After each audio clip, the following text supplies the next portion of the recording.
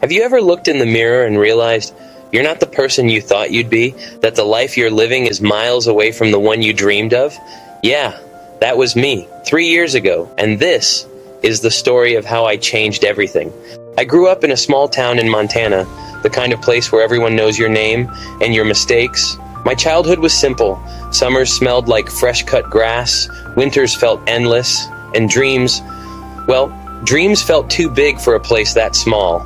By the time I hit 25, life had already beaten me down. I was stuck in a dead-end job at a dusty hardware store, barely making enough to cover rent.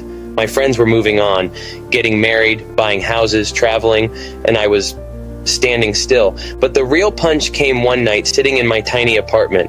My dad called. His voice was weaker than I'd ever heard. He told me he'd been diagnosed with cancer.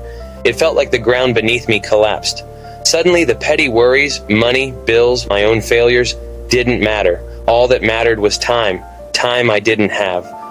For the next few months, I drove 3 hours every weekend to be with him. We'd sit on the porch, not talking much. Sometimes we'd just watch the sunset. One evening, he turned to me and said, "Son, the scariest thing in life isn't failing. It's looking back and realizing you never even tried." Those words burned into me. That night, I made a decision. No more drifting, no more waiting for life to happen. I quit my job, sold almost everything I owned, and moved to the city.